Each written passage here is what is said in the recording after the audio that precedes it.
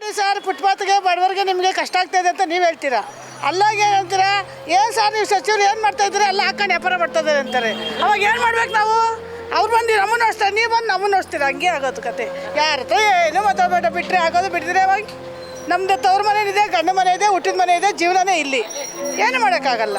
ಅವರು ಓಡಿಸ್ತಾ ಇರ್ತಾರೆ, ನಾವು ಓಡ್ತಾ ಇರ್ತೀವಿ, ಮತ್ತೆ ಹಾಕ್ತೀವಿ, ಎತ್ಕೊಂಡು ಹೋಗ್ತೀವಿ. ಏನು ಮಾಡೋಕ್ಕಾಗಲ್ಲ. ಏನು ಮಾಡೋದಮ್ಮ, ಬಡವ್ರು ನಾವು. ಇದು ಬಿಟ್ಟೆ ಬೇರೆ ಯಾವುದೂ ಇಲ್ಲ. ರೋಡಲ್ಲೇ ಸಾಯ್ಬೇಕು ನಾವು. ಸರ್ಕಾರ ಏನು ಬಂದು ನಮ್ಗೆ ಏನು ಚೆನ್ನಾಗಿ ಮಾಡಿದ್ದಾರೆ ಹೇಳಿ?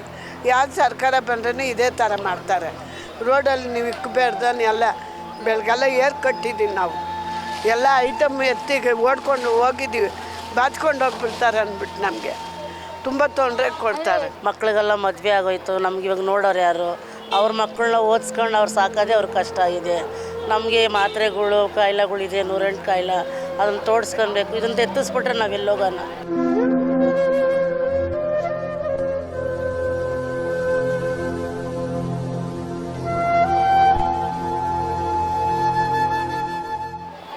ಎಲ್ಲ ವೀಕ್ಷಕರಿಗೂ ನಮಸ್ಕಾರ. ನಾನು ಚೈತನ್ಯ ಕೊಟ್ಟಾರಿ. ಇತ್ತೀಚೆಗೆ ಆಗಿರುವಂತಹ ಕೆಲವೊಂದು ಘಟನೆಗಳನ್ನು ನಾವು ನೋಡ್ತಾ ಇರ್ಬೋದು. ಜೊತೆಗೆ ಬೀದಿ ವ್ಯಾಪಾರಸ್ಥರಿಗೆ ಬಂದಿರುವಂತಹ ಕುತ್ತುಗಳೇನು, ಜೊತೆಗೆ ಅವರೆಷ್ಟು ಕಷ್ಟಗಳನ್ನು ಅನುಭವಿಸ್ತಾ ಇದ್ದಾರೆ.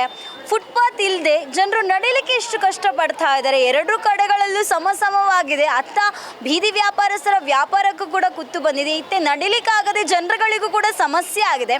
ಬೀದಿ ವ್ಯಾಪಾರಸ್ಥರು ಇದರಿಂದ ಏನೆಲ್ಲ ಕಷ್ಟಪಡ್ತಾ ಇದ್ದಾರೆ, ಈ ತೆರವುಗೊಳಿಸಿದ್ರಿಂದ ಅವ್ರಿಗೆ ಏನು ಪ್ರಾಬ್ಲಮ್ ಆಗ್ತಾ ಇದೆ, ಬನ್ನಿ ಅವ್ರ ಜೊತೆನೆ ಮಾತಾಡ್ಸ್ತಾ ಹೋಗೋಣ. ಸರ್ ನಮಸ್ತೆ. ಬೀದಿ ವ್ಯಾಪಾರಸ್ಥರಿಗೆ ತೆರವುಗೊಳಿಸಬೇಕು ಅನ್ನುವಂಥದ್ದು ಆಜ್ಞೆ ಆಗಿದೆ, ಇದಕ್ಕೆ ಏನು ಹೇಳ್ತೀರಾ? ಮೇಡಮ್, ನಾವು ಪಬ್ಲಿಕ್ಗೆ ತೊಂದರೆ ಕೊಡಲ್ಲ, ಸೈಡಲ್ಲಿ ನಿಂತು ಪಬ್ಲಿಕ್ಗೆ ತೊಂದರೆ ಕೊಡಲ್ಲ, ಸೈಡಲ್ಲಿ ನಿಂತ್ಕೊ ಮಾಡ್ತೀವಿ.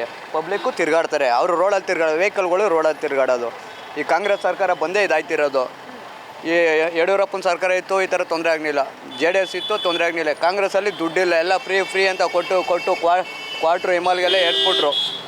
ಇನ್ನೇನು ಸರ್ಕಾರಕ್ಕೆ ಇನ್ನೇನು ತೊಂದರೆ ಆಗುತ್ತೆ ಅಂದರೆ ದುಡ್ಡಿಂದನೇ ತೊಂದರೆ ಆಯ್ತಿರೋದು. ಈಗ ಇವರು DK ಶಿವಕುಮಾರ್ ಅಂತಾರಲ್ಲ, ನುಲ್ಲು ಮಾಲ್ ತೊಗೊಂಡಾರಲ್ಲ, ಅದೆಲ್ಲಿ ಬತ್ತು ಪ್ರಾಪರ್ಟಿ ಅವ್ರಿಗೆ? ಅವ್ರ ಅಪ್ಪ ಏನು ಹುಡ್ತಾಗ್ಲೇ ಸಂಪಾದನೆ ಮಾಡಿದ್ನಾ?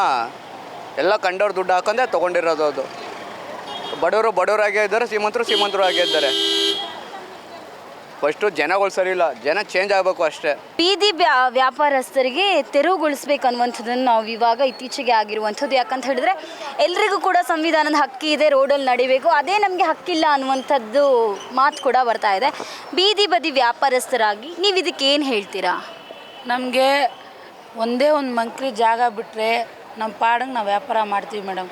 ನಾವು ಮಕ್ಕಳು ಮರಿನ ಸಾಕಬೇಕು, ಬಾಡಿಗೆ ಕಟ್ಟಬೇಕು, ಟ್ಯೂಷನ್ ಫೀಸ್ ಕಟ್ಟಬೇಕು. ಎಷ್ಟು ಪ್ರಾಬ್ಲಮ್ ಇದೆ ಗೊತ್ತಾ? ನಮ್ಮ ಅಪ್ಪ ಅಮ್ಮ ಕಲಿಸ್ಕೊಟ್ಟಿರೋದು ಇದೆ. ನಮ್ಮ ಮಕ್ಳಿಗೆ ಬರಬಾರ್ದು ಅಂದ್ಬಿಟ್ಟು ನಾವು ಓದ್ಸೋಕ್ಕೆ ನಾವು ಇಷ್ಟು ಕಷ್ಟ ಬೀಳ್ತಾಯಿದ್ದೀವಿ ಮೇಡಮ್. ಒಂದೇ ಒಂದು ಮಂಕ್ರಿ ಜಾಗ ಬಿಡಿ, ನಾವು ಅಚ್ಚುಕಟ್ಟುವಾಗಿ ವ್ಯಾಪಾರ ಮಾಡ್ಕೊಂಡು ನಾವು ಹೋಗ್ತೀವಿ. ಬೀದಿ ಕಸ್ಟಮರ್ಗೆ ನಾವು ತೊಂದರೆ ಕೊಡೋಕ್ಕೆ ಹೋಗೋದಿಲ್ಲ. ಅವರು ಅಷ್ಟೇನು ತೊಂದರೆ ತೊಗೊಳಲ್ಲ ಮೇಡಮ್. ಯಾರೋ ಮಾಡೋದಕ್ಕೆ ಎಲ್ಲರಿಗೂ ಈ ಥರ ಇದು ಬರ್ತಾಯಿದೆ ಮೇಡಮ್, ಪ್ರಾಬ್ಲಮ್ಮು. ಯಾರೋ ಒಬ್ಬೊಬ್ರು ಮಾಡೋದಕ್ಕೆ ಎಲ್ಲರಿಗೂ ಹಿಂಗೆ ಮಾಡ್ತಾರೆ ಮೇಡಮ್. ಏನು ಪ್ರಾಬ್ಲಮ್ ಇಲ್ಲ, ನಾವು ಚೆನ್ನಾಗಿದ್ದೀವಿ, ನಾವು ಆರಾಮಾಗಿದ್ದೀವಿ, ನಮಗೇನು ಪ್ರಾಬ್ಲಮ್ ಇಲ್ಲ, ಬೇಡ ನಮಗೆ. ಇಲ್ಲಿ ಫುಟ್ಪಾತ್ ಬಿಟ್ಟಿಲ್ಲ ಅಂತ ಹೇಳ್ತೀರಾ, ಅಲ್ಲೋಗಿ ಫುಟ್ಪಾತ್ ಹಾಕೊಂಡು ವ್ಯಾಪಾರ ಮಾಡ್ತೀರಾ ಅಂತ ಅಲ್ಲೋಗಿ ಹೇಳ್ತೀರಾ. ನಾವೇನು ಮಾಡೋಕ್ಕಾಗುತ್ತೆ? ಯಾರಿಗೂ ಏನು ಹೇಳೋದು ಬೇಡ, ಓಡಿಸ್ರೆ ಒಳಗನ ಬಂದರೆ ಬರೋಣ ಅಷ್ಟೇ ಕತೆ. ಇನ್ನೇನು ಮಾಡೋಕ್ಕಾಗುತ್ತೆ? ಅಲ್ಲ, ಇಂಡೈರೆಕ್ಟಾಗಿ ಅಲ್ಲಮ್ಮ.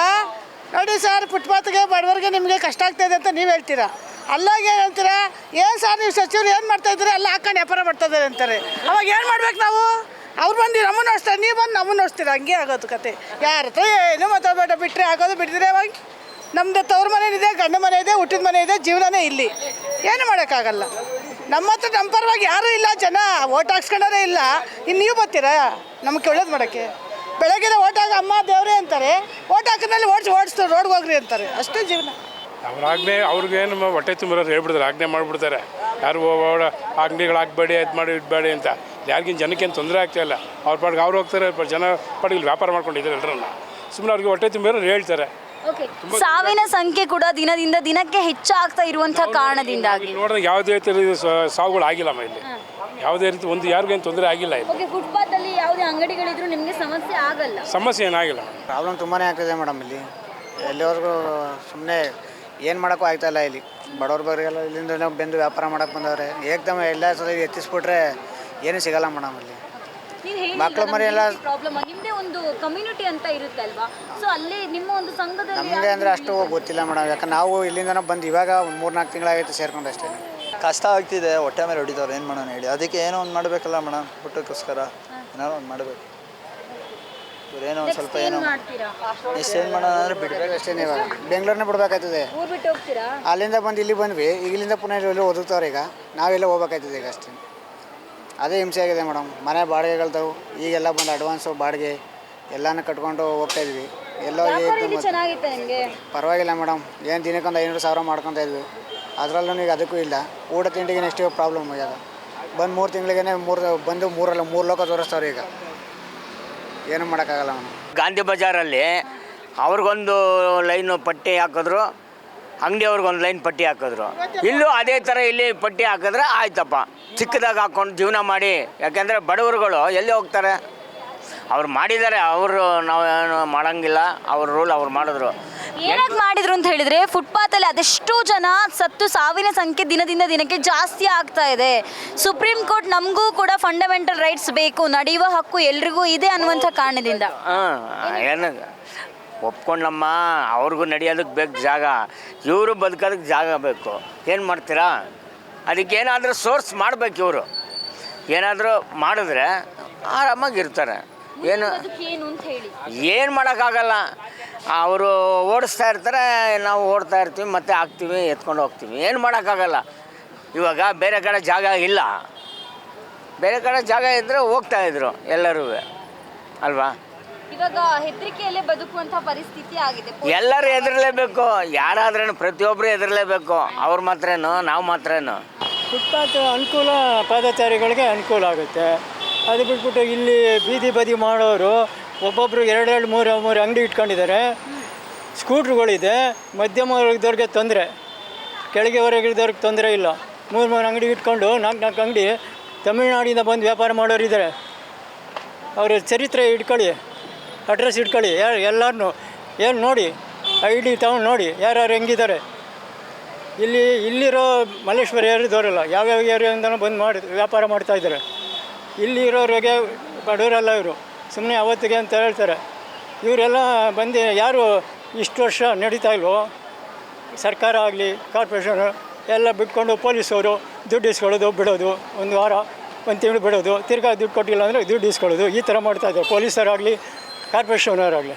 ಈ ಸುಪ್ರೀಂ ಕೋರ್ಟ್ ಬಂದಿದ್ದರಿಂದ ಇದೇ ಥರ ಫಾಲೋ ಮಾಡಿ, ಇಡೀ ಮುಂದಕ್ಕೆ ಕಂಟಿನ್ಯೂ ಮಾಡಿ. ಕನ್ಸರ್ವೆನ್ಸಿ ಇದೆ ಹಿಂದ್ಗಡೆ, ಅಲ್ಲಿ ಜಾಗ ಮಾಡಿಕೊಡಿ. ಈಗ ಅಲ್ಲೊಂದು ಮಾರ್ಕೆಟ್ ಇದೆ, ಹಳೆ ಮಾರ್ಕೆಟು, ಮಹಾಗಣಪತಿ ದೇವಸ್ಥಾನ. ಅಂಗಡಿಗಳು ಕೊಟ್ಟಿದ್ದಾರೆ, ಅಂಗಡಿಗಳಲ್ಲಿ ಶೆಡ್ ಇಟ್ಕೊಂಡಿದ್ದಾರೆ. ರಸ್ತೆಯಲ್ಲಿ ಮಾಡ್ತಾಯಿದ್ದಾರೆ, ರಾಘವೇಂದ್ರ ಮಠ ರಸ್ತೆಯಲ್ಲಿ ನೋಡಿ, ತರಕಾರಿ ಅಂಗಡಿ, ಅಲ್ಲಿ ಶೆಡ್ಡು ಮಾಡಿಕೊಂಡು ಗೋಡೆ ಮಾಡ್ಕೊಂಡಿದ್ದಾರೆ. ಇವ್ರಿಗೆಲ್ಲ ಏನಕ್ಕೆ ಅಂಗಡಿ ತೆಗಿಸ್ಬಿಡಿ, ಬೇರೆಯವ್ರಿಗೆ ಕೊಡಿ. ಫುಟ್ಪಾತ್ ನಿಷ್ಠೆಯಿಂದ ಮಾಡೋರಿಗೆ ಅವ್ರಿಗೆ ಕೊಡಿ ಅಂಗಡಿ. ಇವ್ರಿಗೆಲ್ಲ ಅಂಗಡಿಗೆ ಹೋಗಿಲ್ಲ ಅಂದರೆ ತೆಗ್ಸಾಕಿ. ಈ ರೀತಿ ಮಾಡಿ, ಸ್ಟ್ರಿಕ್ಟಾಗಿ ಮಾಡಿ, ಚೆನ್ನಾಗಿದೆ. ಇದೇ ಥರ ಫಾಲೋ ಮಾಡಬೇಕು. ಅವ್ರಿಗೆ ಸಪ್ರೇಟ್ ಒಂದು ಜಾಗ ಮಾಡಿಕೊಟ್ಟು ಜನ ಎಲ್ಲ ಅಲ್ಲೇ ಹೋಗಿ ಅಲ್ಲೇ ತೊಗೊಂಡು ಬರೋಂಗೆ ವ್ಯವಸ್ಥೆ ಮಾಡಿಕೊಟ್ರೆ ಅವರು ಜನಗಳು ಓಡಾಡೋದಕ್ಕೂ ಅನುಕೂಲ ಆಗುತ್ತೆ. ಜೊತೆಗೆ ಅವ್ರಿಗೂ ಒಂದು ಜಾಗಕ್ಕೆ ಹೋಗಿ ಪಾರ್ಕಿಂಗ್ ಮಾಡಿ ತೊಗೊಂಡು ಮನೆಗೆ ಹೋಗ್ತಾರೆ. ಮಾಡಿಕೊಟ್ರೆ ಸರ್ಕಾರನೇ ಎಲ್ಲಿ ಬೇಕಾದಷ್ಟು ವೇಸ್ಟ್ ಜಾಗ ಯಾವುದ್ಯಾವ್ದು ಇರುತ್ತೆ ಅದನ್ನು ಯುಟಿಲೈಸ್ ಮಾಡ್ಕೊಂಡು ಮಲ್ಟಿ ಸ್ಟೋರ್ ಬಿಲ್ಡಿಂಗ್ಗಳು ಕಟ್ಟಿ ಅದರಲ್ಲಿ ಜನಗಳಿಗೆ ಏನೇನು ಕೊಂಡ್ಕೋಬೇಕೋ ಅದಕ್ಕೆಲ್ಲ ವ್ಯವಸ್ಥೆ ಮಾಡಿಕೊಟ್ರೆ ಆರಾಮಾಗಿ ಜನಗಳಿಗೂ ಯೂಸ್ ಆಗುತ್ತೆ. ಒಳ್ಳೆ ಇವಾಗ ಬೇರೆ ಬೇರೆ ಯುರೋಪ್ ಕಂಟ್ರೀಸಲ್ಲೆಲ್ಲ ಮಾಡಿದಾರಲ್ವ, ಅವರೆಲ್ಲ ಬೀದಿ ಬದಿನಲ್ಲಿ ಯಾರಿದ್ದಾರೆ, ಎಲ್ಲ ಸಪ್ರೇಟ್ ಪ್ಲೇಸ್ ಇದೆ, ಅಲ್ಲಿ ಹೋಗಿ ಮಾಡ್ತಾರೆ.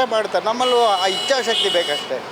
ಇಚ್ಛಾಶಕ್ತಿ ಯಾರಿಗೆ ಬೇಕು ಅಂದರೆ ಪ್ರತಿಯೊಬ್ಬ ನಾಗರಿಕರು ಮಾತಾಡಬೇಕು, ಒಳ್ಳೊಳ್ಳೆ ವಿಷಯನ ಮಾತಾಡಬೇಕು. ಏನು ಒಳ್ಳೆ ವಿಷಯ ಅಂತ ಅಂದರೆ ಏನು ಸಮಾಜದಲ್ಲಿ ಬದಲಾವಣೆ ಏನಾಗಬೇಕು ಅದನ್ನು ಮಾತಾಡಬೇಕು. ಅದೇ ನಮ್ಮ ಚೀನಾ 70 ಇಯರ್ಸ್ ಮುಂದೆ ಇದೆ ಅಂತ ಹೇಳ್ತಾರೆ. ನಮ್ಮ ಫ್ರೆಂಡ್ ಆ ದೇಶಕ್ಕೆ ಹೋಗಿ ಬಂದುಬಿಟ್ಟು ನಾವ್ಯಾಕೆ ಹಿಂದೆ ಇದ್ದೀವಿ? ಚೇಂಜಸ್ ಆಗಬೇಕು. ಪ್ರತಿಯೊಬ್ಬ ನಾಗರಿಕರೂ ಯೋಚನೆ ಮಾಡಬೇಕು. ನಾವು ಬಡವರು ಇದರಿಂದನೇ ಬದುಕಬೇಕು. ಏನು ಇದರಿಂದನೇ ಆ ಮಾತ್ರೆ ಇದು ಎಲ್ಲ ತೊಗೊಳ್ಬೇಕು. ನಾವು ಸುಗರು BP ನೋ BP ಆಗಿಬಿಟ್ಟು ಬಿದ್ದೋಗ್ಬಿಡ್ತು ಕೆಳಗೆ ಫುಲ್ಲು. ಏನೇನು ದುಡ್ಕೊಂಡು ತಿನ್ಬೇಕು. ಮಕ್ಕಳು ಹೆಣ್ಮಕ್ಳು, ನನ್ನ ಗಂಡು ಮಕ್ಕಳು ಇಲ್ಲ. ನಾವೇ ಸಾಕ್ಕೊಳ್ಬೇಕು, ನಾವೇ ಇರಬೇಕು. ಏನು ಇದಕ್ಕೆ ನೀವೇನು ಮಾಡ್ತೀರಾ ಮಾಡಿ ಹೇಳ್ಬೇಕು. ನಾವು ಸರ್ಕಾರ ಏನು ಬಂದು ನಮ್ಗೆ ಏನು ಚೆನ್ನಾಗಿ ಮಾಡಿದ್ದಾರೆ ಹೇಳಿ. ಯಾವ ಸರ್ಕಾರ ಬಂದ್ರೂ ಇದೇ ಥರ ಮಾಡ್ತಾರೆ. ರೋಡಲ್ಲಿ ನೀವು ಇಕ್ಕಬೇಡ್ದಾನೆ ಎಲ್ಲ ಬೆಳಗೆಲ್ಲ ಏರ್ ಕಟ್ಟಿದ್ದೀವಿ ನಾವು. ಎಲ್ಲ ಐಟಮ್ ಎತ್ತಿಗೆ ಓಡ್ಕೊಂಡು ಹೋಗಿದ್ದೀವಿ, ಬಾಚ್ಕೊಂಡು ಹೋಗ್ಬಿಡ್ತಾರೆ ಅಂದ್ಬಿಟ್ಟು ನಮಗೆ ತುಂಬ ತೊಂದರೆ ಕೊಡ್ತಾರೆ. ದಿನದಿಂದ ದಿನ ಹೆದರಿಕೆಯಲ್ಲೇ ಬದುಕ್ತಾ ಇದ್ದೀವಿ. ಹೌದು, ನೀವು ಹೇಳ್ದಂಗೆ ಒಂದು ದಿವಸಕ್ಕೆ ಏನು ಬಾಚ್ಕೊಂಡು ಹೋಗ್ಬಿಡ್ತಾರೆ. ಅಳೋದು ಯಾಕೆ? ಯಾವುದಿದೆ ಕಣ್ಣಲ್ಲಿ ನೀರು ಬರ್ತದೆ, ಆಪ್ಲೇಸ್ನಾಗೈತೆ ಕಣ್ಣು ಆಪ್ಲೇಸ್ನಾಗೈತೆ, ಮಾತಾಡಿದ್ರೆ ನೀರು ಬರ್ತದೆ. ಆಯ್ತಮ್ಮ, ನಿಮ್ಮ ಹೆಸರು? ಪುಟ್ಲಕ್ಷ್ಮಿ. ಏನಮ್ಮ ಮಾಡೋದು? ಹೆಸರು ಚೆನ್ನಾಗೈತೆ. ಹೌದಾ? ಏನು ಮಾಡೋದು? ಮಾತ್ರೆ 2,000 ಬರುತ್ತಾ? ಎಲ್ಲಮ್ಮ ಬರ್ತದೆ. ಕೂಪನ್ ಕಾರ್ಡ್ ಅಲ್ಲಿ ಸೇರ್ಕೊಂಬಿಟ್ಟೈತೆ. ಏನು ಇದೊಳಗೆ ಪುಟ್ಟ ಆಫೀಸಲ್ಲಿ ಸೇರ್ಕೊಂಡು ಇವತ್ತು ನಾಳೆ ಬಾ ಅಂತಾರೆ. ಹಾಂ, ಇದಕ್ಕೇನು ನೀವೇನು ಮಾಡ್ತೀರಾ? ಹಾಂ, ಏನು ಮಾಡೋದಮ್ಮ ಬಡವರು ನಾವು. ಇದು ಬಿಟ್ಟೆ ಬೇರೆ ಯಾವುದೂ ಇಲ್ಲ. ರೋಡಲ್ಲೇ ಸಾಯ್ಬೇಕು ನಾವು. ಈ ಧೈರ್ಯದಲ್ಲೇ ಇರೋದು ಮೇಡಮ್ ನಾವು. ಇವಾಗ ಒಂದು ಹಕ್ಕು ಕೊಟ್ಟವ್ರು ಅಂದಿದ್ದಾನೆ ನಾವು ಧೈರ್ಯವಾಗಿ ರೋಡಲ್ಲಿ ಕೂತ್ಕೊಂತೀವಿ. ಇಲ್ಲ ನಾವು ಕೂತ್ಕೊತಾ ಇದ್ವಾ? ಮೋದಿದು ಕೊಟ್ಟಿದ್ದು. ಇವಾಗ ಕೆಲ್ಸಕ್ಕೆ ಹೋಗೋಣ ಅಂದ್ರೆ ನಮ್ಗೆ ಯಾರಿಗಾದ್ರೂ ಕೆಲ್ಸಕ್ಕೆ ಕೊಡ್ತಾರಾ? ಕೆಲಸ ಎಲ್ಲ ಕೊಡಲ್ಲ ಮೇಡಮ್. ಇವಾಗ ಕೆಲಸ ಮಾಡ್ಕೊಂಡು ಹೋಗಿ ಅಂತಾರೆ. ನಮ್ಮ ಕೈಯಲ್ಲಿ ವಯಸ್ಸಾಯ್ತಮ್ಮ, ನಮ್ಗೇನು ಮಾಡಿ ಹೇಳಿ? ಕೈ ಕಾಲು ನೋ ಬಿ ಪಿ ಆಗಿ ಕೆಳಗೆ ಡಮಾರನ್ ಬಿದ್ದೋಗ್ತೀನಿ ನಾನು. ಯಾರನ್ನೇ ಎತ್ತಬೇಕು ನನ್ನ. ಇವ್ರು ಯಾರನ್ನ ಕಾರ್ಪೊರೇಷನ್ ಅವರೇ ಕೊಟ್ಟಿರೋದು ಮೇಡಮ್. ಇದು ನಮಗೆ ಸುಮ್ಮನೆ ಏನೂ ಕೊಟ್ಟಿಲ್ಲ, ಕಾರ್ಪೊರೇಷನ್ ಅವರೇ ಕೊಟ್ಟಿರೋದು. ನೀವು ಬಂದರೆ ತೋರಿಸಿ ನಿಮ್ಗೆ ಜಾಗ ಬಿಡ್ತಾರಂತಾನೆ ಕೊಟ್ಟಿರೋದು. ಬಿದ್ದೋದ್ರೆ ನೋಡಿ ಈ ಥರ ಈ ಧೈರ್ಯದಲ್ಲೇ ಮೇಡಮ್ ನಾವು ಮಕ್ಳಿಗೆಲ್ಲ ದೊಡ್ಡ ದೊಡ್ಡ ಸ್ಕೂಲಲ್ಲಿ ಹಾಕಿರೋದು. ನಮ್ಮಂಗೆ ನಮ್ಮ ಮಕ್ಳು ಆಗ್ಬಾರ್ದಂದೇ ಒಂದು ನಾವು ನೋಡ್ತಾ ಇರೋದು ಅಷ್ಟೇ ಮೇಡಮ್. ನಾವು ಪಟ್ಟಿರೋ ಕಷ್ಟ ನಮ್ಮ ಮಕ್ಕಳು ಪಡ್ಕೂರ್ದು. ಜಾಗ ಕೊಟ್ಟರೆ ಸಾಕು ನಮ್ಗೆ ಊಟಕ್ಕೆ. ಮಕ್ಳಿಗೆಲ್ಲ ಮದುವೆ ಆಗೋಯ್ತು, ನಮ್ಗೆ ಇವಾಗ ನೋಡೋರು ಯಾರು? ಅವ್ರ ಮಕ್ಕಳನ್ನ ಓದಿಸ್ಕೊಂಡು ಅವ್ರು ಸಾಕೋದೇ ಅವ್ರ ಕಷ್ಟ ಇದೆ. ನಮಗೆ